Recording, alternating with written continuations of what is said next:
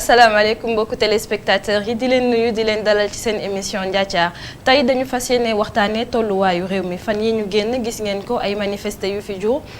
ginnaaw bi ñu arrêté leader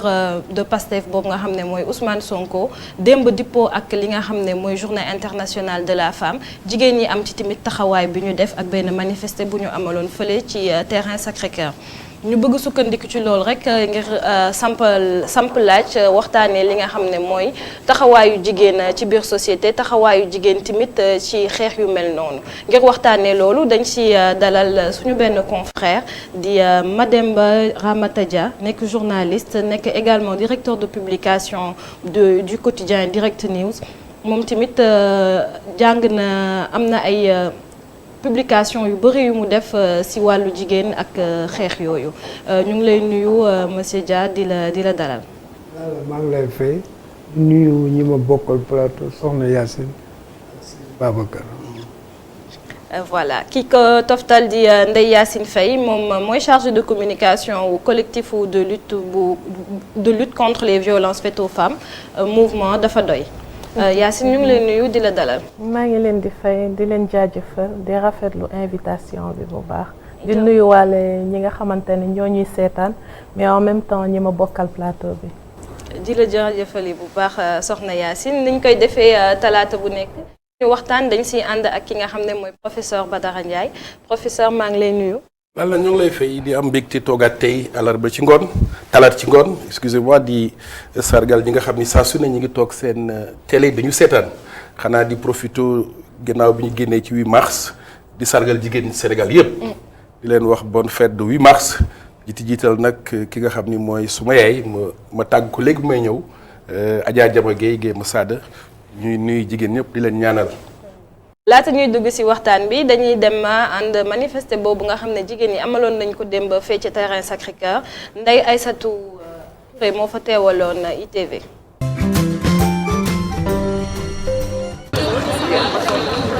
weex ci kaw ba ci suuf moom la jigéen ñi sol ngir indi jàmm ci biir réew mi. alors sunu taxawaay mooy boo ko xoolee ni ñu solee lu weex rek tak sunuy drapeau toog mooy pour que dal am d'abord. su dal amee ñu toog waxtaan ngir jàmm am Sénégal donc loolu moom moo nekk sunu objectif tey moo tax jigéen ñëpp mobilisé wu pour nga xamante ni ñu waxtaan ak ñëpp dal am daal. juróom-ñetti fan ci weer bu ñu nekk mu dajeek soxna yi génn ci lim bu takku ngir ñaaw lu ñàkk sàmm ak yelleef askan wi. jigéen ñi mooy nañu góorgóorlu ba bu ëllëgee àddina bi ñuy bàyyee suñu njaboot muy àddina bi gën tey waruñoo nangu ñu jox suñu njaboot Sénégal bu tas waruñoo nangu ñu jox suñuy doom Sénégal bu jaxasoo waruñoo nangu ñu jox suñu ay doom Sénégal bu réeroo wala Sénégal bu pëccëxoo waaye nag loolu pour mu mën a nekk dañuy ñaan kilifa yi jiite réew mi ak ñi nga xam ne dañuy sàkku ci ànd ak waa réew mi ak ñi nga xam ne danoo nekk ci langue politique yi nekk ci weneen wàll wi dañuy ñaan ñëpp lépp lu ñuy def nañ ci ànd ak dal ak tey def ko ni mu waree respecter loi ak règlement yi nekk ci réew mi waaye respecter àq ak yelleefu doomu aadama yi. muy bëccëg buy des ci taaxiru réew mi ginnaaw ba mu amee ñu ñàkk seen bakkan ci ñaxtu yi. armée bi xam ne ñun suñuy rakk la ñuy rey ñoom ñu xam ne ñun booy yi ñuy rey barki démb ñoo leen may ndox Médina ba ñu sonnee booy yi ñuy rey barki démb Parcelles ba seen munition jeexee booy yooyu ñoo leen accompagner ne leen bu leen laal ku xam jigéen xam ne jigéen xamul violence. taxawaay jigéen yi ngir taxaw askan wi ci googule wàll la ñu taxawee ngir delloo démocratie ci loxo askan wi.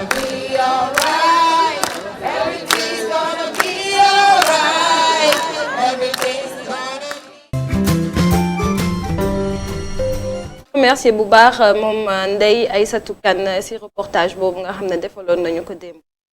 di njëkkee sama laaj ak monsieur Dia di la laaj nan nga gisee un peu taxawaayu jigéen ñi ci xeex bi nga xam ne jot nañ ko gis fan yi ñu génn. démb am na ñu manifester di wane ne jàmm lañ soxla loolu dañ koy rafetlu boo xoolee nag ci taarix Sénégal jigéen ñi mosuñoo des ginnaaw. ci xeex bu mënti doon jamonoy colon ba léegi bon bu ñu yëree tuuti histoire nañ fàttaliku ku ñuy wax Ndaate Yàlla ak sëram bu ñuy wax Jëmbët Mbooj Ndaate Yàlla jigéen la joo xam ne moo nekkoon buur ca Waalo taxaw na jàmmarloog tubaab yi won leen ne man du ma nangu li ngeen nekke am na aussi bu ñu demee ba ci kanam fu mel ni sud ba am na ku ñuy wax Aline Sitoé Diatta kooku tamit wax dëgg yàlla taxawaayam prêtresse la woon li mu dund bariwul 20 at ak ñeent la dund waaye wane na jàmbaar joo xam ne parce que da doon bañ tubaab yi jamonoy guerre la woon tubaab yi ne nañ jël seen sàq yi jox ko ñi fa nekk dëkkoon foofu jël seen sàq yi jox leen ko moom mu bañoon lool di xeex ba yéen jël ko yóbbu ko déporté ko yóbbu ko dëkk bu ñuy wax Tombouctou ca Mali foofu la mujjee wàcc liggéey donc ci histoire taarixu Sénégal jigéen ñi dañoo mës a jouer seen rôle bon terewul nag colon bi toujours da daan fexe nu mu defee ba delloo jigéen ñi ginnaaw parce que boo gisee école 1906 ci la ñu vraiment dugal école ci Sénégal te boobu 3250 élèves ndongo la ñu amoon ca biir 3250 ndongo yooyu ñeent fukki jigéen rek ñoo ci amoon. dem nañu aussi ba benn jamono ñu créé bi ñuy wax école normale William Ponty William Ponty aussi boobu aussi ñu fa ëppoon ay kii tey élèves yi kii bon 1906 29 écoles yëpp 4 rek ñoo ci nekkoon école yu jigéen donc da lay won ne colon bi malgré ça bëggul woon jigéen yi dem ci kam mais terewul aussi nit ñi xeex nañ ko ba am ay avancées sur le plan politique di xaw nag fan yi day wane ne aussi jigéen aussi taxawaayam dafa mës a mat surtout ci réew mi am nañu aussi boo xoolee am nañu jigéen ñu fi mën a tudd ku mel ni Caroline Diop jabaru Demba Diop moo fi njëkk a nekk député Sénégal njëkk fi nekk ministre ku mel ni aussi Anene Mbaye Derneville kooku moo fi njëkk a nekk journaliste ci réew mi ak ñeneen ci ñu mujj ñii contemporain yi mën nañ tudd ku ñuy wax Binta Diop moo nekkoon présidente ONG Africa Solidarité ba 2011 magazine boobu ñuy wax Time Magazine def ko parmi les 100 personnes influentes du Sénégal ku mel ni Fatou Diop Sarr chercheuse donc ñooñu ñëpp day wane ne Sénégal yàgg na am ay jigéen yu taxaw malgré nag gàllankoor yi dafa mës a bari ba 2000 Ablaye Wade bi mu xamee loolu 2010 nag mu créé loi sur la parité donc bis bi ñu doon feete dem aussi yooyu yëpp ci cadre boobu la nekk jigéen daal taxawaayam moom fii Sénégal malgré nag gàllankoor yi ba léegi nag des na parce que boo xoolee 197 états ñoo nekk ci àddina bi 197 états yooyu ñaar fukki 22 présidents 22 jigéen ñoo ko jiite ci 197 états donc ça veut dire 12% ci ñi jiite àddina bi la donc loolu lu néew la te buñ doon xool gars yi jàngat nañ ko ci benn étude yaakaar nañ ne fii ak un siècle aussi du tax écart bi kii donc ça veut dire que malgré am nañu jéego yu am solo waaye des na lu bari boo xam ne jigéen ñi seen taxawaay góor ñi nag ñu ngi ciy jàpp ku mel ni président Ablaye Wade def na ci parité ak yeneen ak yeneen jigéen ñi aussi daf fekk nag jigéen ñi xeex ko mu fekk si leen parce que àddina jigéen mooy sookulu société te jigéen bu fuuf mooy mère mooy yaay mooy lépp donc te ku fi tekk dara aussi jigéen moo la jur donc yooyu yëpp jigéen mooy matrice société donc lu ñu war a fonk la lu ñu war a sargal la leen jàppale donc ñu ngi profité seen journée démb di leen sargal di leen delloo seen wàccuwaay. mais bu ñu xoolee démb jàngat un peu ak fi réew mi toll ak ñoom taxawaay biñ ci am est-ce que loolu taxawaay boobu lañ doon xaar si ñoom. non xam nga ku nekk dafa am paramètres yu ñoo bokkul parce que am na ñoo xam ne ils sont dans des acteurs politiques am na ñoo xam ne acteurs de la société civile lañu. mais acteurs politiques yi boo leen seetee ak société civile ñoom il était en plein dans la lutte ñoom ñu ngi woon taxawaay bu mat sëkk lañu def jigéen ñi donc da nga doon sa xale yu jigéen ñi ak élèves yi donc yooyu yëpp taxawaay boobu mu bi leen war wax dëgg yàlla mën nañ jàpp ñeneen aussi woote jàmm bi dafa jotoon parce que mënuñu dëkk bu mel ni Sénégal ñu am 17 millions d'habitants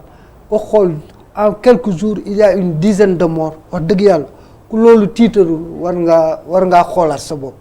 donc dafa laajoon bu seetluwoo sëriñ yeeg chef religieux yeeg clergé beeg ñëpp ku wax rek da ngay woote jàmm même le président de la république bu mu waxee démb sax il a fait un appel au calme et à la sérénité dafa parce que sunum réew dara xeju fi te am réew jàmm moo fa xej bu fa jàmm amul dafa on allait directement vers le chaos parce que banques yi commencé woon nañ tëj station d'essence fu ñu continué woon essence bi day manqué donc dund bi day jafe yooyu yëpp ku nekk li nga dencoon da nga koy korkolo agressivité bi day gën a métti donc yooyu bu dajaloo explosion sociale bu grave loon mais yàlla dimbali nañu ba xel yi ñëwaat nañu ñu ànd ak dal nañ ñaan yàlla jàmm ji continuer du tere nag ku nekk yaa am nga droit ci revendiquer looy revendiquer aussi na nga ko teg ci yoon teg ko ci république teg ko ci charte réew mi parce que loolu la réew mi laaj. soxna Yacine naka nga jàngatee un peu taxawaayu jigéen ñi ci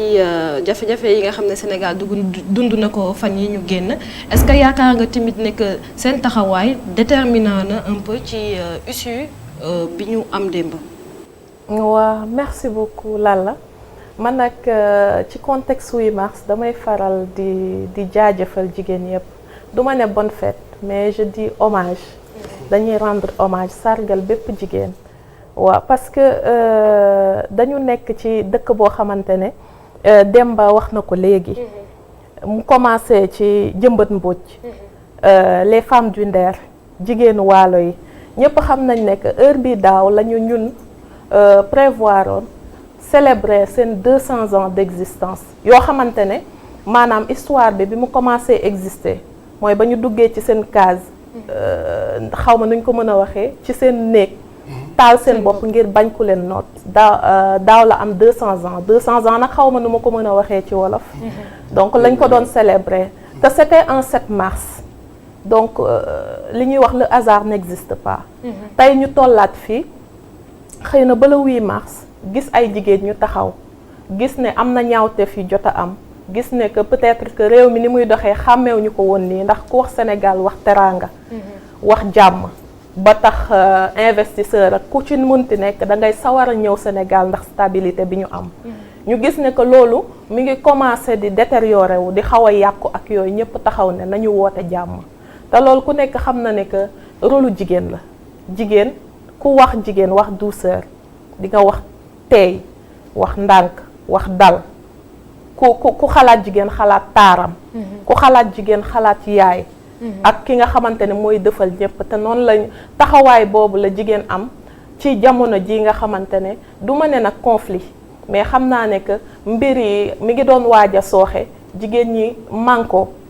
taxaw ne dinañu def xëy na même bu nekkul sànni xeer parce que jàpp ñu ne loolu mooy jëmale yëf yi kanam wala loolu mooy arrêté ñaawteef yi mais dañu dajaloo ñoom ñëpp daan ne doy na jàmm la ñu bëgg ndax ku nekk xam na ne que couleuru jàmm buñ koy définir blanc la ñuy sol lu weex la ñuy wax ne que mooy couleuru jàmm moom la jigéen ñi sol te nag je tenais aussi à préciser benn affaire muy ne que woote bi manifestation bi du rek ña demoon ci taxawaay bi sitting bi ak yooyu ndax ku ci nekk jigéenu Sénégal tey boo xoolee xam ne ñu ngi fépp dans les instances de prise de décision fi nga xam ne mooy fa la ñuy jëlee ay ndogal yu mag yi ak yeneen donc juste dire que ne am nañ yenn niveau yoo xamante ne du rek dem taxaw wax ku taxawul wax tamit gisuñu la nga sol blanc yaa nga ci sa kër yaa ngay bind ay rapport yaa ngi def li nga mën bu dee jeune génération bi ñu ngi ci réseaux sociaux yi entre ñoom ku ci nekk yaa ngi xool ban stratégie ngay mëne nooy mën a sensibiliser sa askan ba nga xamante ne lii xew nii ku ci nekk am nga ci rôle parce que dama ne jigéen lañu mais ñooy yaayu société bu dara xewee dañu war a mun a taxaw xool nan lañ koy saytoo ba nga xamante ne loolu bu dee musiba la ñu dox ci tànku jàmm bu dee jàmm la ñu xool lu ko gën a ñoŋal donc rafetlu nañ ko xam naa ne mais aussi du fii rek parce que jigéen du contexte bii lañ koy tuddee c'est-à-dire que lii du tey la dooree man collectif dafa doy laa nekk seen chargé de communication mais aussi maa ngi ci beneen plateforme de femmes paix et sécurité boo xamante ne que ñu xam ko que ñu bañ ko xam Casamance saa yuy tàkk balaa moo tàkk wala saa yu amee guerre et tout ça jigéen ñi ñu xam ko ñu bañ ko xam bañ nañ ko ba am nañ plateforme pour la paix oui des femmes pour la paix en Casamance ñooñu ñooy dox ci suuf muy communauté religieuse bi muy culturelle bi muy coutumière bi ak ñooñu ñëpp ñu ngi leen di gis saa su nekk di waxtaan ak ñoom di xool nu ñuy apaiser yëf yi ba nga xamante ne jigéen ñi duñ ci gën a loru parce que seetlu nañ ne que saa yu amee yëf yu mel nii jigéen ñi ñooy gën a exposé wu jigéen ñi lay gën a frappé parce que bu dara dul dara jigéen ñi dañu nekk ci situation de vulnérabilité boo xoolee taux de chômage bi ci ñoom la ëppee ak yeneen le foyer les violences que les femmes subissent ak yooyu bu liy ñëwee dalaat seen kaw day gën a metti donc lii nii arrangé wuñu certes arrangé wul kenn mais daf ñu cee rawatina jigéen moo tax ñu taxaw ci taxawaay bi tey du fii rek la ñuy yem du ci lii la ñuy yem ndax du ci lii la ñu dooree du ci lii la ñuy yem te donc lu ñuy gën di dem aussi ñuy gën di xool naka la ñuy nasee ak nocc ba jàmm ji sax parce que jàmm xëy na jafewul mais sax ci moo gën a jafe donc loolu la ñu bëgg daal continuer ko ba nga xamante ne yu mel ni kenn dootu ko fi dégg te bu amee itam xëy na du demee nii. professeur. waaw Lalla xanaa wax rek ni gën a rendre hommage à nos femmes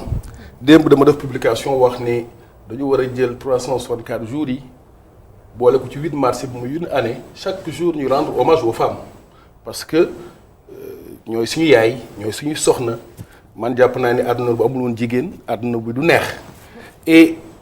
ci 8 mars particulièrement bi sama xel dem ci ay jigéen yu bari bi ci njëkk sama xel dafa dem ci suñu jigéen Coumba Gawlo parce que dafa liggéey lu bari pour jigéen jot ak xam ak yelleefam yàlla def mu xaw a tawat parce que ku ne xam na ne waykat amul lu dul baatam mu tawat tuuti et ñu koy ñaanal suñu borom defal ko jàmm et Coumba Gawlo dafa wax ne ñaari loxo mooy takk sër mais ñaari loxo aussi mooy takk tubéy pour wax ni jigéen ñi ni ñu taxawee ci Sénégal yàgg na je crois que mon ami Dia wax na ko rappelé na histoire wax ni dans notre histoire jigéen ñi dañoo mas a nekk au cœur de la politique rappelé na la reine de Waalo Ndate Yàlla Mbodj jàkkaarloog Faidherbe xeex ak Faidherbe parce que tout simplement tubaab bi ñu ñëwee ñoom dañu ñëw indi un modèle parce que tubaab yi ñoom dans leur société la femme était exclue de la chose politique moo tax bi ñu ñëwee avec la colonisation ñu bëgg a doxal loolu te xamuñu ñun au Sénégal dans l'histoire de notre pays les femmes ont toujours été au centre au cœur même de la chose politique looloo waral Ndate Yàlla Mbodj liggéey bi mu liggéey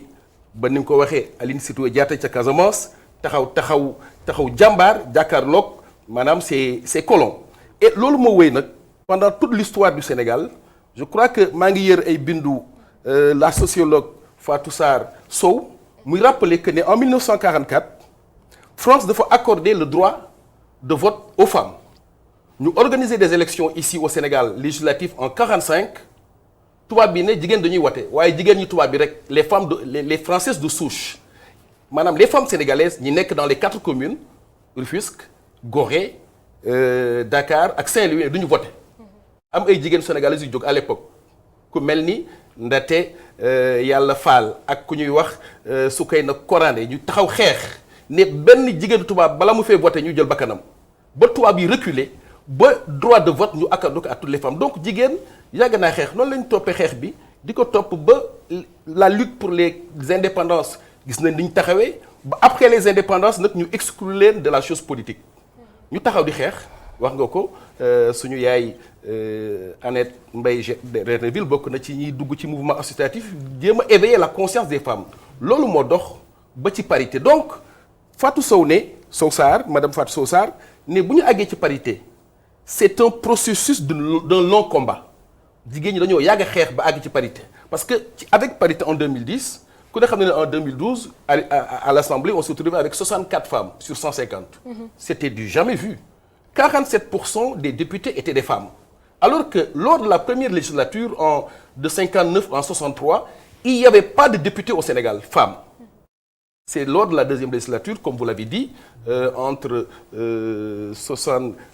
deuxième législature bi ci la Caroline Faye ñoo doon une première femme députée au Sénégal ba tey jii ñu koy xeex ba avec la parité tey nga dem député gis jigéen ñi gis honorable député Aïda Mbodj gis honorable député Mame Diarra Fam ñu taxaw di xeexal jigéen ñi donc wax ni rek ni jigéen ni ñu taxawoo tey ci xeex bi yàgg na du tey suñu maam yi la ba léegi tey donc jigéen dafa mës a taxaw fu góor taxawee rek jigéen mës naa taxaw ci wetam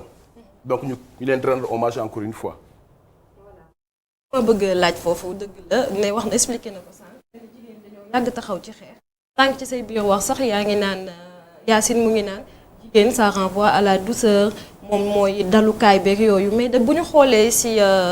guerre mondiale bi dañ doon xool ni ñuy utiliser jigéen leen utiliser pour non seulement pour ñu nekk ay espionnes parfois ak parfois ñenn ñi ñoom ñoo leen doon héberger ñu jouer un grand rôle ci deuxième guerre mondiale bi ci côté boobu. Aujourd'hui problème bi nga xamante ne moo xew Sénégal ba jur lii yëpp gis nañ tamit naka la ñu soi-disant xamu wóoraguñu instrumentaliser aussi jigéen ba mu nekk au cœur d'un conflit loolu lan nga ci jàngat. xam nga jigéen dafa nekk force nga si nekk faiblesse en même temps parce que suñu sociologie ni mu bindoo la au début bëgguñu woon jigéen ñi jàng bëgguñu woon ñu am formation en même temps aussi boo xoolee dans le landerneau politique jigéen ñi lan lañ leen fay doy tàccu lan leen fay doy bétail électoral lan leen fay doy meubler l'assistance à part que il y a quelques femmes aussi qui sortent du lot mais boo xoolee même ñi sortent du lot sax elles ont des difficultés à kii boo xoolee suñu histoire Sénégal ñaari premier ministre jigéen la ñu am Mimi Touré ak kii Mame Madior Boye boo xoolee aussi élection chaque fois jigéen ñi dañuy présenter candidat mais jigéen du soutenir jigéen ñi te pourtant électorat bi effectif électoral bi jigéen ñi am moo ëpp doole la majorité est constituée de femmes mais les femmes n'ont jamais eu 1%. Femmes yu voté fi yëpp donc ça veut dire c'est des contradictions propres à notre société yooyu nag il faut ñu xeex ko xeex bi nan lañ koy xeexee en étant des exemples et puis jigéen ñi aussi di bañ ñu utiliser pour loolu mais malheureusement dans pur des cas mooy li vulnérabilité bi mooy revenir quand on est vulnérable on est manipulable à souhait ba jigéen ñi dañ leen confiner benn rôle boo xam ne dans la société ba nga xam ne yow sa yoon naw ñe même dañ lay wax sax jigéen warta sori njàng warta def leen bon bien vrai il y a un changement dans les mentalités ak yooyu ay blocage sociologique et psychologique la day tax ba yow doo kii da ngay ne man garaawul léegi naa kii nii rek bu ma kiiwee pour sama benn Ablaye Ndiaye wala Ablaye Diop mu nekk sama borom kër di ma gérer di ma lu ma soxla mu defal ma yow tu te limites à ça te yow da nga bokk ci société bi noonu acteur war a am ay responsable donc yooyu yëpp mooy blocage yooyu yëpp moo leen di gàllankoor ba nga xam ne pour ñu épanouir de manière responsable et progressive day jafe mais nag wax dëgg yàlla jigéen ñaa ngi góorgóorlu léegi nag politiciens aussi dafa mel ni situation boobu da leen arrangé ñoom soxlawuñ jigéen ñi émancipé wax ji mooy bari rek mais ba léegi sax boo xoolee malgré la loi de la parité am na blocage yu bëri yu ñu leen tegal ay pièges yoo xam ne pour ñu bañ a émouvoir wala épanouir selon leurs ambitions donc ça veut dire que la bataille est toujours actuelle le combat est toujours de mise il appartient maintenant aux femmes envers le contour de vouloir se forger un destin d'autonomie bien vrai il y a des séminaires des mouvements de femmes qui s'organisent mais ba léegi blocage bi des na donc mais terewul aussi nous reconnaissons en elle cette capacité de faire bouger le monde parce que boo xoolee même sociétés yi gën a développé yëpp jigéen ñi ñoo indi seen apport même dans boo gis xoolee financement yi ñu jox jigéen ñi yëpp xaalis bi sànku yëpp du jigéen ça il faut le reconnaître xaalis bi muy sànku généralement ce sont les hommes qui donc ça veut dire que jigéen ñi am nañu ay mérite et puis même dans la lutte contre la Covid wane nañ jigéen ñi li ñuy gérer yëpp wax dëgg yàlla dafa jaar yoon donc elles sont méritantes on leur doit ça quoi mais terewul nag xam nga on ne peut pas se battre à leur place c'est à elles de mener le combat qu'il faut pour leur autonomie quoi. ma lay laaj rek yow Yacine bi nga xam ne da nga bokk ci mouvement boo xam ne day xeexal ak yelleefu jigéen gis nañ ne ci bataille bi ñu gis dañu man duma sax wax jigéen mais dañu instrumentaliser viol que mu nekk lu am wala que mu nekk lu amul peut-être à des fins politiques yéen ci seen taxawaay naka ngeen gisee loolu ba pare yéen pour ñoo xamante ne dañoo xeex quand même pendant de longues années pour tey jii ñu arriver à criminaliser le viol ñu delluwaat ci régression boobu ba nit ñi war si mën a douter ba parce que démb benn avocat wax na ko nee na en matière criminelle ñu ngi doog a gis kenn koo xam ne dañ ko poursuivre en matière criminelle ñu koy accorder liberté provisoire. waaw merci beaucoup mais daf ci am loo xamante ne sax c'est du ressort de la justice du juge ñoom ñoo ci mën a tontu donc loolu moom duñu dugg ci détail boobu mais rek am na ci loo xamante ne xam nga Sénégal moom li ma gën a soxal sax mooy ni ñuy instrumentaliser viol pour même pas ci cadre bi kese mais même bu dul lii da ngay faral di gis benn jigéen am na lu mu soxla ci nit walla dara mu ñëw même bu dee da koy sos daf ma violé nii ak nii yéen nan ngeen ci taxawee ak yow. En fait je vais commencer par dire que ñun bi ñuy xeex viol parce que aujourd'hui au Sénégal kenn mënul wax viol ba ci table président de la République kenn mënul wax viol te tuddoo dafa doy parce que moo nekkoon au cœur de tout ce qui s'est passé. muy sitting ba muy lu mu ci mënti nekk parce qu'on a commencé par former les femmes à travers un projet Femmes occuper les médias parce que dañuy gis ne que le plus souvent vous invitez une femme sur un plateau mu ne la non est-ce que nu ma laaj sama jëkkër ba pare walla mu daw res. Tout à fait. Le plus souvent xamuñu lu ko wundu soit ragal na su waxee def gaaf nit ñi wax ci moom nangam ak nangam te fii xëy na il faut que nit yi xam que ne kenn motul. parce que bu fekkoon ne que nit dafa mat du soxla ngay laaj kii que ce soit nu ma mel wala li ma wax ndax baax na wala baaxul. dañuy jéem rek donc il faudrait que jigéen ñi doon nangu di dem di wax ci média bi di wax seen ay idées loolu moo taxoon ñu regrouper femmes yu bari à travers Panos former leen ci comment être face aux médias comment s'exprimer ak yooyu bi ñu paree ci loolu moo tombeek série de meurtres doon am à chaque fois. ñu ne surtout ñun ndaw ñi nañu xool lan la ñu mën a def parce qu'il est temps que quand même le viol soit criminalisé ci dëkk bu mel na Sénégal. Et je pense que loolu tamit bi ñu ko décidé ba woote un grand sitting bu ñu def place de l'Obélisque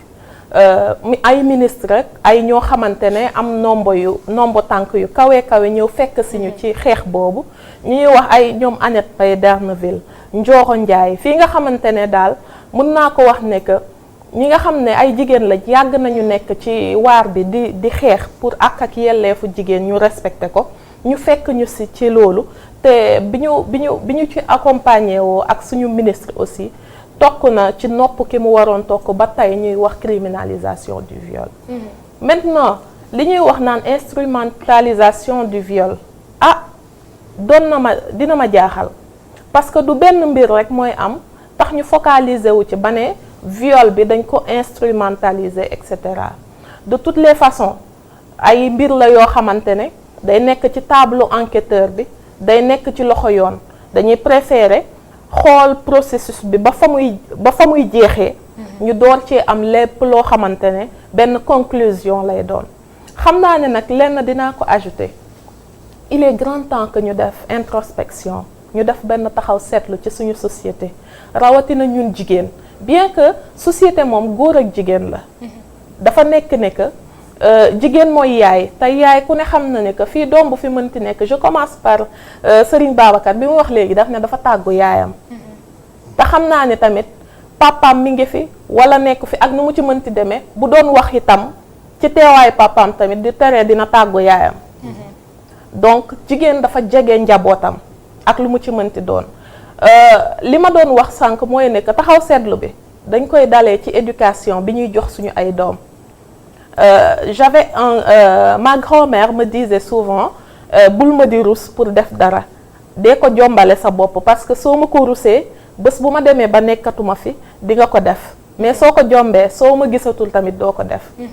booy yar sa doom parce que Mademba a parlé de la vulnérabilité certes mais li may wax nii li ma ci bëgg a wund mooy éducation sa doom di nga ko jox yar boo xamante ne fu mu dem dina fa mën a nekk yar boo xamante ne dara dootu ko mën a fëkk yar boo xamante ne xëy na société yépp dina fa mën a adapté wu ndax day doon li gën et tout ça ñu gën a yar njaboot gi gën leen a xamal ne que àdduna xëy na du alal àdduna du ñaawteef surtout que ñun ñun Sénégal c'est pas pour rien que lu fi mënti xew gis nga la loi sur la parité ak yëpp réew yu demee ni que ay Tunisie ba ci France ak yeneen réew yu mag yi dañuy ñëw di tirer de l'exemple du Sénégal pour dem yóbbu ko foofu pour roy ko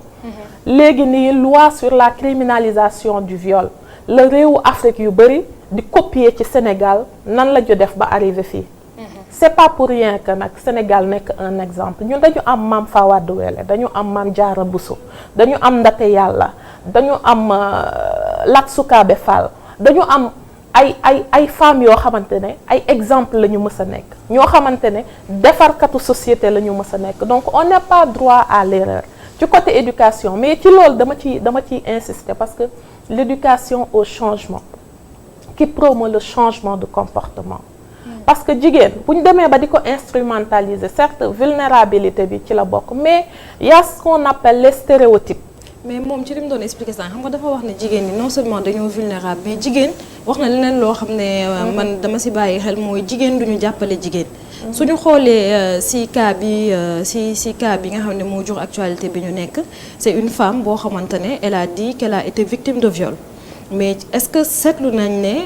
association féminine yi ak seen mouvement yi nga xam ne taxawu gisuñu bokk taxawaay buñ ko ci jàppale dëgg la am du dëgg elle a été laissée à elle-même ñi am na ay menaces yu mu jot moom ci boppam ragal na ba kenn xamul fu mu nekk est-ce que yéen tamit ci seen taxawaay en tant que association de femmes ndax dëgg la ak du dëgg yéen waroo leen mën a taxawu tamit bépp jigéen bu nga xamante ne taxaw na ne moom elle a été victime de viol. Effectivement, en fait, si vous avez bien lu, par exemple, ces derniers temps, li xew ci dafa doy parce que am nañ ay plateformes sur les réseaux sociaux. Premièrement, dañu def benn communiqué bu neutre parce que bu ñu fàtte ne que affaire bi c'était en cours de justice. ñun mënuñu woon conclure quoi que ce soit. am na wala amul nañu respecter victime bi respecter ay kàdduwam ba kenn du ko violenter loolu lañ defoon ci communiqué bi c'est-à-dire les deux parties ñun jugé wuñu mais ak lu mënti am parce que duñu mës a nangu aussi jigéen ñu tooñ ko ñaari yoon ndax viol dafa diis déjà viol dafa diis surtout que je tiens à rappeler que viol dafa jóge ci délit ñëw ci crime déjà bu ñu la violé temps ba mu daan jël pour ñu traiter ko nga dem soulager wu nga xam ne kii mooy sa auteur xëy na am na penu 5 ans wala je ne sais pas quoi nga xamoon ko daal di soulager wu mais bu nekkee crime ça demande du temps. Enquête ba ndax nit du ñëw rek ne violé nañ ma ñu ñëw ne violé nga ko déedéet. Ça demande du temps léegi déjà xaar boobu parce que yow quand même parfois am na ay affaires yu la mën a arrivé nga xam ne en âme et conscience que kii moo ma violé mais wóorul juge ban toog fële. donc moom day jël temps ngay des ak sa nakar boobu ngay desal. dëgg la am du dëgg mais ñun dañu supposer que ni booy dund ak nakar boobu ñu ñëw tegal la ci beneen nakar mooy di la pointer du doigt ndax est-ce que loo fa doon def loo soloon wala ñu juger la les jugements yi nga xamante ne moom la société bi di am ci yow mu nekk ñaari affaire yoo xamante ne neexul mënuñu la tooñ ba pare tooññar bi la bu dee noonu la ñu koy waxee et tout loolu nag lañ ko doon dawale ba nga xamante ne on a fait un communiqué en tant que Dafa Doy on l'a publié partout pour dire que ne ñun on n'est pas du côté de l'un ni de l'autre mais tout ce qu'on sait c'est que victime bi nañu respecter ay droits am respecter sa vie ba nga xamante ne kenn du ko violenter le reste nag comme ci loxo yoon la nekkoon bàyyi nañ ko ak yoon te on suit de très près parce que collectif bi aussi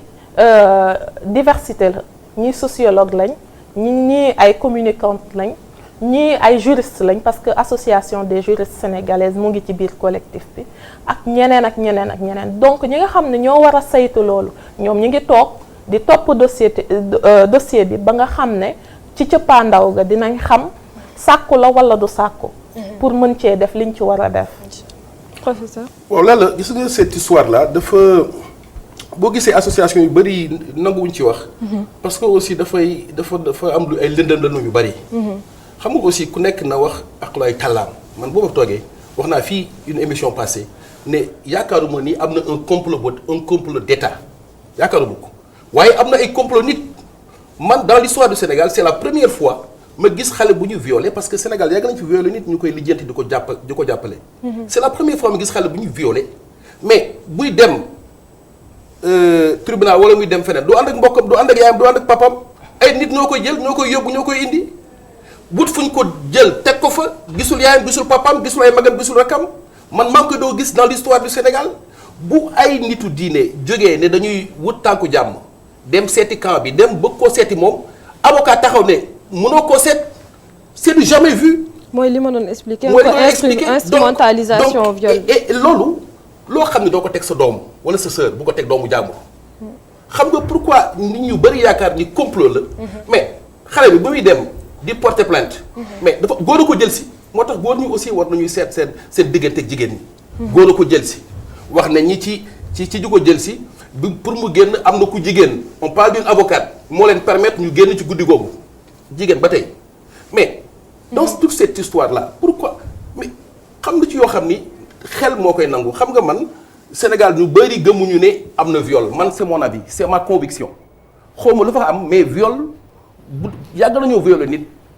ñu koy régler nañu waxante dëgg boo gisee tey jii kiñ ne dañ ko violer tey jii ma nga këram dafa mas a am fii Sénégal musul am li nga gis ñu xeex bakkan yi rot ñuy jaale seen bokk mënoon nañu fa bañ a àgg parce que nit yàgg naa jiit nit viol ñu jàpp ko yóbbu régler ko te coow lu jib boo gisee coow lu jib mais parce que dafa am lu ci lëndëm et may wax ni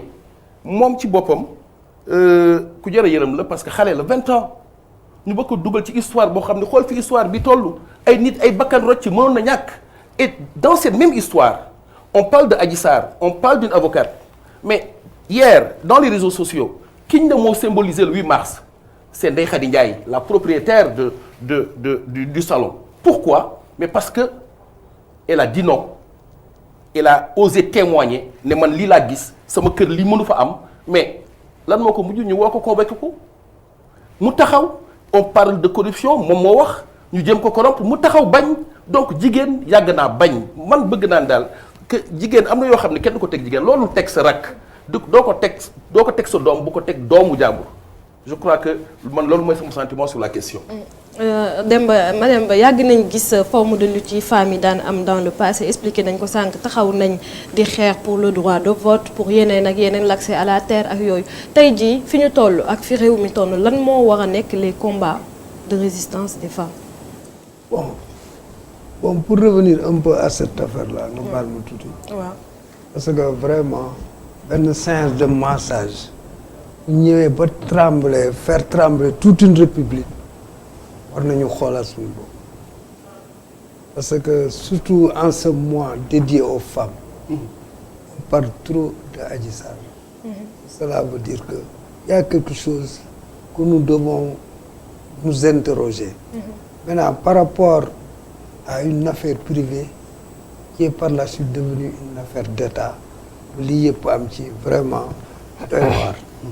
Maintenant, au-delà de ça, le combat des femmes, ce sont les sempiternelles revendications. Ba léegi accès à la terre pose problème pour les femmes. Ba léegi accès aux soins pose problème. Parce que coronavirus bi wane na ne a montré la fragilité de nos systèmes sanitaires. ak défaillance yi mu am. Parce que boo vous rappelez yàggul trop am na une sage-femme qui est décédée parce que amuñu woon lii avec système respiratoire 60 ans après l'indépendance problème yu posé wu 60 ans après l'indépendance aussi il y a toujours des femmes qui meurent en donnant la vie il y a toujours des femmes pour aller accoucher dañu jël ay charrette donc yooyu ay combats yoo xam ne ñun dañ ko waroon dépasser mais malheureusement on semble se perdre dans des priorités dans notre pays parce qu'on préfère nous construire un stade de 150 milliards di la wax ne c'est à la dimension de la Russie dafa mel ni réew mi dañoo préférer am ay Sadio Mané que des ingénieurs et des médecins de qualité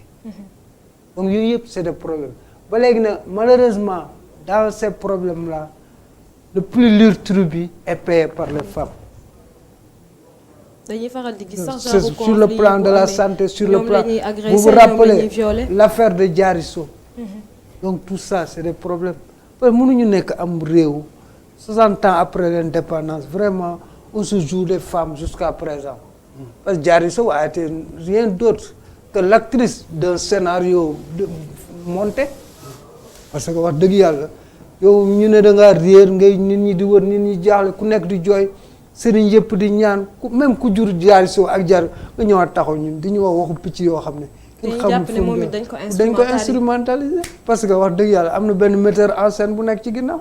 donc yooyu yëpp c'est des problèmes donc le combat le chantier des femmes est toujours vaste malgré nag il faut le reconnaître il y a des avancées significatives sur le plan de la santé jéego yu bari na sur le plan de l'éducation jéego yu bari na sur le plan des infrastructures aussi sur le plan de l'accès à la terre donc yooyu yëpp c'est des chantiers qui demeurent toujours actuels et certainement ñoom soxna Yacine dinañ ci am dinañ gën a xar seen waxuma seen tubéy mais seen sër pour vraiment egg ci yooyu en tout cas le chantier yi bari na te réew mi aussi soxla na vraiment l'apport des femmes quoi parce que sans femmes le monde n'est pas délicieux quoi. Yacine. oui lan nga en jàpp ne fait tey jii wala man damay commencer par autonomisation empowerment bi nga xamante ne moom la ñuy xeex pendant des années aussi c'est le moment quand même de rendre hommage à une femme boo xam ne mu ngi ciy jouer un très grand rôle malheureusement connu par peu de gens mooy Korka Diaw dans le Waalo mu ngi foofu yor ay hectares di fa ji ay ceeb mu ba dem ba am ay machine employé fa ay yeneen jigéen yoo xamante ne tey ku xëy gàddu sa saak dem bureau ñoom ñu xëy foofooy seen ay bureau ndax foofu la ñuy amee xëy na loo xam ne ci la ñuy dundalee seen njaboot et tout ça te foog naa le Sénégal a besoin d'exemples comme ça c'est bien ñu wax Ellen Johnson Sirleaf c'est bien ñu wax Michelle Obama et cetera mais ñun am nañu fii ñoo xamante ne ñi ngi ñuy jariñ lu ñu ñooñu jariñul donc ñi ngi leen di rendre hommage bu baax autonomisation ci lay revenir parce que ce qui allait mettre fin à tous ces problèmes-là c'est l'autonomisation une femme autonome mën di ñàkk di jariñu di jariñ sa njaboot doo nangu ñu lay utiliser. doo nangu ñu lay utiliser doo am sax jot boobu parce que tey kuy sonn njaboot a tax le plus souvent dama koy waxee ci côté femme yi muy góor ñeeg jigéen nag kuy sonn njaboot a tax parce que ku sa njaboot suur am na suur boo xamante ne nag waxuma ko mais ku sa njaboot suur doo génn di jéggaani muy bi ngay nekk xale ba bi ngay nekk mag nag laa bëgg a wax donc jigéen ñi nañ leen gën a jàppale muy ci projet yi l'accès à la terre le foncier am na nag luñ ci jéego yaa ngi ñi ngi gën a doxal ay jéego ak lu mu ci mënti nekk mais tamit nu ñu mën a def ba nga xamante ne dinañu wàññi violence bi bu mënul dakk nañ ko wàññi parce que fii mënoo fee wax développement autonomisation boobu yépp mënoo ko wax sans pour autant ñu bàyyi li nga xamante ne mooy mettital jigéen te Sénégal dañoo dem ba man ce qui m'écoeure le plus souvent mooy ni ñu dem ba banaliser la violence. yéen ci violence yooyu est-ce que am ngeen ci ay chiffres yoo leen ñu mën a baaxee. bien sûr parce que fii ak le plus souvent 2019 ak léegi plus de 2000 et quelques femmes yoo xamante ne ñi ngi plaindre que dañ leen a violenté de 2018 à 2019 pour une population sénégalaise et ça c'est juste à Dakar mais je pose juste une question Lalla est-ce que mosoo di dox ñu harceler la soit dinañu tudd Lalla ni mu mel wala dinañu la wax loo xamante ne ça te fait pas plaisir et tout ça te loolu le plus souvent dañu ko banaliser jigéen noo mënti mel boo doxee ñii dugg nag ci bus yi nag comme sama genre yi moom xam nañ ci dara ndaxte bus yi moom mënoo faa dugg te duñu la làmbaatu parce que jigéen nga bu doon góor la duñu ko def et tout ça te doo ko sañ a wax bu dee ci kër yi la nag moom n'en parlons même pas ak économiquement parlant xam nga contexte bi da ko gën a yokk ndax dañ nekk ci contexte pandémie da nga doon xool ndeysaan ñi nga xam ne ay jigéen yuy góorgóorlu lañ daan jóge banlieue di ñëw fii xëy na liggéey fi tuuti pour mën ko yóbbu ak restriction yi ñu amoon et tout ça bañ heure bi fekk leen fu parce que ku nekk xam na ne que Sénégal moom en matière de transport il y a des choses à revoir. Donc kooku bu naree dang-dangi ba egg këram xalaat ne que policier mën nañ ko dogale wala amende yi dal ci kawam ak yooyu loolu lépp lay daw day préférer toog ci biir këram. ki nga xam ne fonde la daan jaay xëy na 17h lay pare pour mën a egg fi mu jëm pour jaay ko 20h xawma wala heure bu ko gën a yàgg mu ñibbee ko këram pour mën ci toggal njabootam pour mën ci faj ay soxlaam kooku mënatu ko tey. Donc elle devient de plus en plus vulnérable il faut que ñooñu ñu gestu leen ci côté nag yi mu mënti nekk ñëw ci chômage bi nga xamante ne que jeunes yëpp la laal. mais jigéen ñi dañu ci yokk jigéen ñi ñoo ngi fépp nag mais quand même nañ leen gën a gestu ci suñu politique publique yi. On est en train de dire à chaque fois papage ak lu nekk jaar na fi. plan bu nekk pour sukkali jigéen ak yooyu mais dañu gis ne que vraiment la gestion reste à désirer déjà dañuy créer loo xamante ne pour jigéen la pas mal de gens yoo xamante ne ils t'expliquent ils partagent leur expérience. Vous allez là-bas vous trouvez que des hommes à votre place. Les financements qu'on vous donne le plus souvent qu'on dédie à ces femmes-là peut-être ci quelques partisanes lay dem ñooñu distribuer ko ci ñeneen ñeeg et cetera finalement c'est politisé. Oui. Ces genres de projets-là donc il faudrait que ñu revoir suñu manière bi ñuy dimbalee jigéen suñu manière politique bi nga xamante ne mooy tax jigéen ñu wax autonomisation. boo xamante ne avec un grand A. jigéen ñi am lu ñu mën a liggéeyee. di liggéey di ñàkk di jëriñ seen i njaboot et di jariñ seen bopp ci kër yi aussi. ci kër yi góor ñëpp xam ne jigéen place am du kër ga rek parce que jàppal ma jàpp mooy développer kër te dañuy gis ne que gis nga violence bari na fépp la am dans les foyers on note beaucoup de violence mais le plus souvent ñi muy gën a dal dañu gis par rapport que ne mooy jigéen ñi nga xam ne dañ toog ci kër gi dëkkee jox ma parce que jox ma tamit neexul kenn koo koy wax bu yàggee mu ne la cim te ci cim boobu la mbéj ba di ñëwee et tout ça donc ñu xam ne que rek nañu bàyyi jigéen ñu liggéey mais itam nañ leen gën a góorgóorlu ba nga xamante ne place bi ñu am ci société bi ñu jox leen ko. waaw ma dem foog na am na pour ko comporter parce que hier boo dégloo président Macky Sall. nee na jeunesse bi je vous comprends parce que xam naa ne vous êtes en colère parce que seeni attentes yi matale wuñ ko. on avait même financé 60 milliards pour DER bi ak yeneen 40 milliards mais président Macky Sall s'est engagé pour renforcer ko mais malheureusement man mon problème par rapport à ça le Sénégal dafa nekk pays bu bizarre. pays boo xam ne sur le plan des textes tout est prévu pour la bonne gouvernance et la transparence texte yu nice la ñu am yoo xam ne moom boo ko liiree da ngay ne non réew mi le meilleur pays. gars yi dañu mën xalaat yu nice yu rafet la ñuy am quoi teg ko mais malheureusement pour pilotage bi mooy problème parce que bu ñu nee def nañ 100 milliards ci DER pour financer les femmes et les jeunes dañuy wax fan la jaar xaalis boobu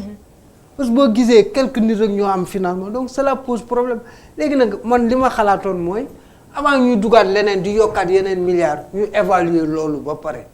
xool loolu fan lañ ko dugal ak ki ñu ko dénk nan la ko doxalee donc yooyu yëpp mooy problème finalement dañ lay dénk ba pare te le contrôle ne suit pas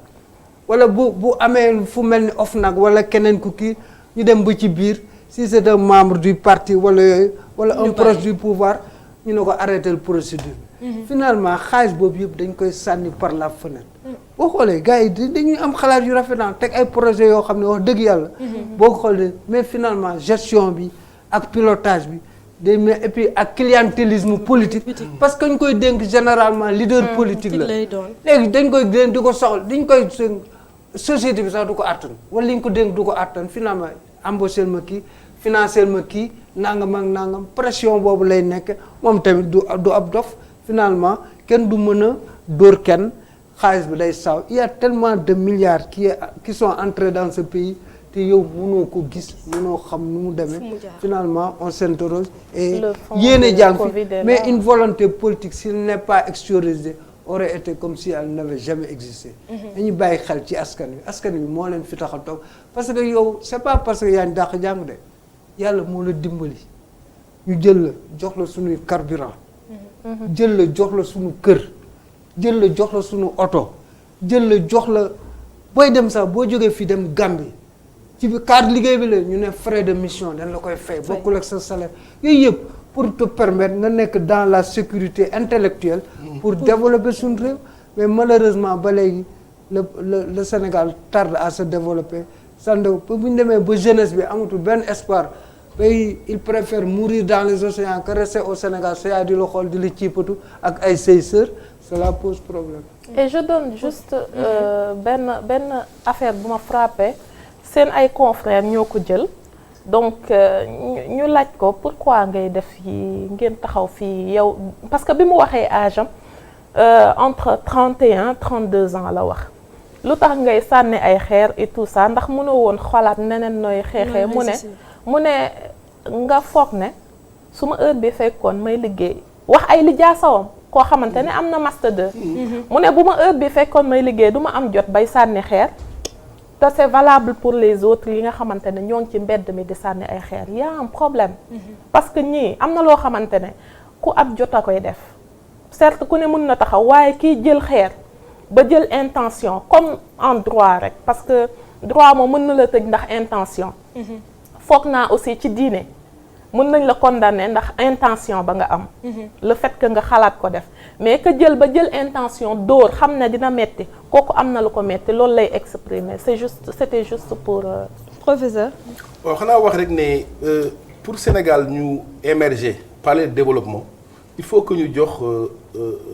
jigéen ñi place bi nga xam ni moom la ñu mérité dans tous les secteurs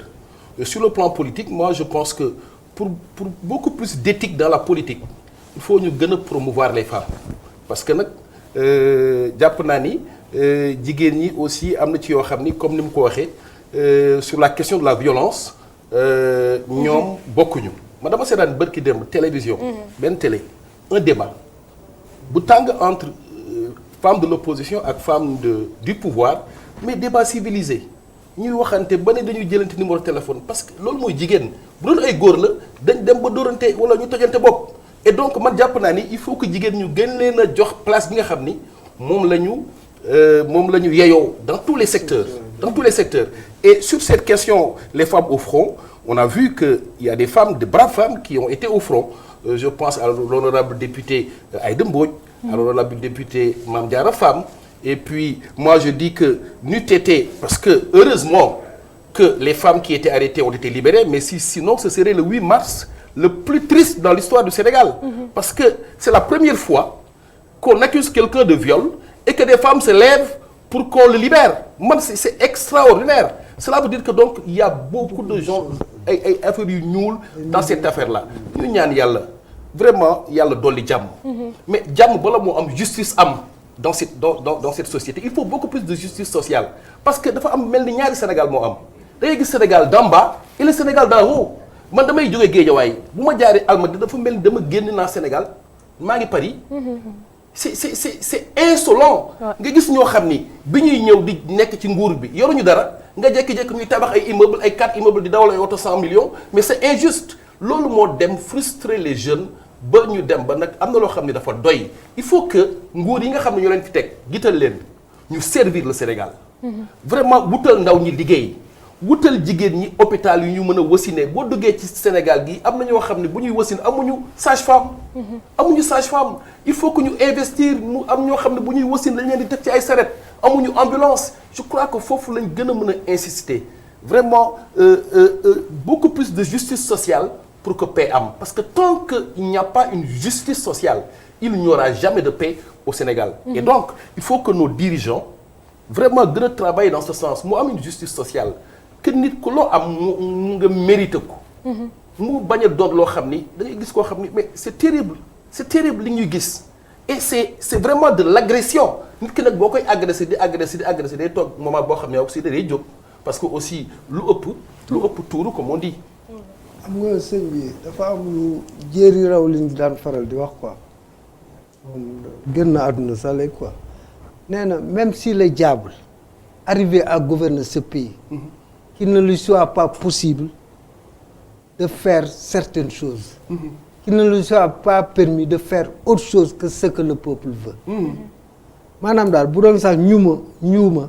mooy jiite réew mi buñ ko may mu def leneen lu peuple bi bëgg.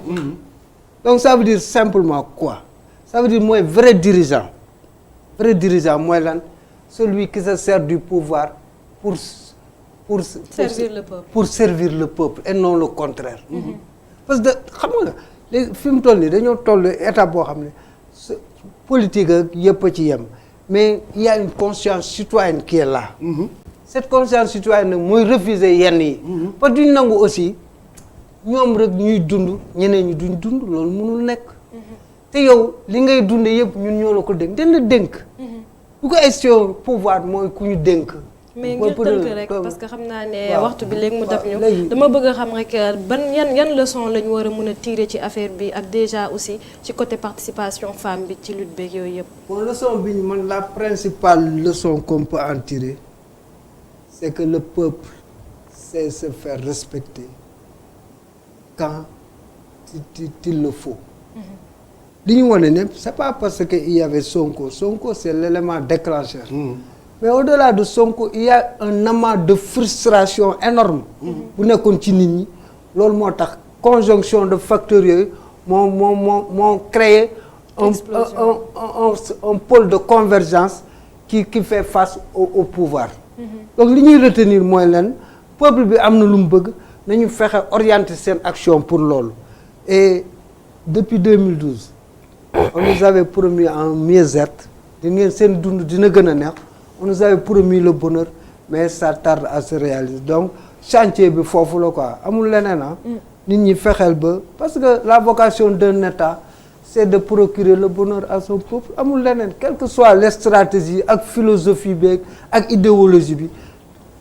fexeel ba askan wi bëgg am fu ñu am lu ñu dundee am lu ñu bu ñu soxlaa transport ñu def ko bu ñu soxlaa faju ñu faj ko seen doom yi di jàng après ñu réaliser seeni rêve. Yacine ma bàyyi la rek nga tàggoo tënk.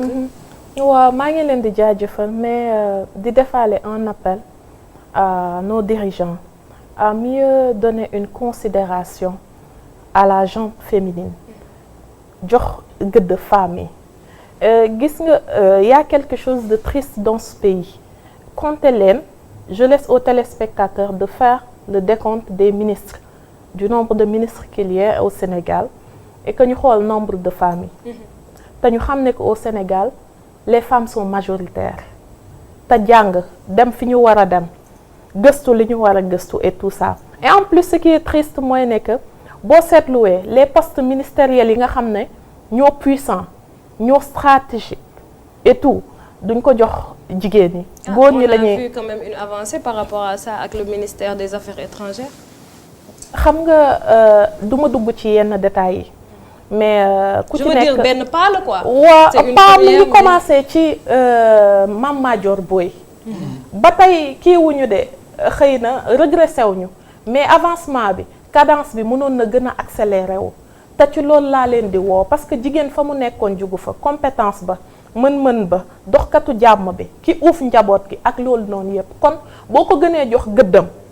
et tout dafay gën a ñoŋal askan bi te aussi balaa nga ne naam ne fa du ma ne sax balaa nga ne naam ne fa mais buñ lay xeexal aussi day fekk nga neex a xeexal. jigéen ñi nañu jug te xam ne que société bi du baax fekk ñoom bokkuñu ci yëf yi parce que toog ca kër ga rek di tàcc wala toog ca kër ga aussi. di bind ci réseaux sociaux wala di bind rapport du lool de nañu wàcc sur le terrain pour wane que ne ba ñuy prendre décision bi maa nga fa woon maa nga woon ci table ji kon tey bu ñuy wax am naa droit wax te kon bu boobaa ñëpp dinañu la déglu te aussi di appeler à ce que ñu insister ci éducation yi parce que man souvent je le dis je suis très optimiste ci li ñuy def nii suñu lutte bi et tout ça mais man je sais que ñi muy gën a profiter mooy nouvelle génération bi wala future génération bi parce que ñun dañuy def nii rek di xàll di kii parce que dafa am benn mag bu doon wax di ne booy jëmbat garab di ca séntu sa ker